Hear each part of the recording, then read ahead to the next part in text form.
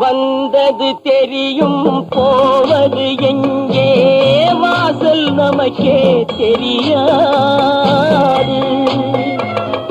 வந்தவரெல்லாம் தங்கிவிட்டால் இந்த மண்ணில் நமக்கே இடமேது.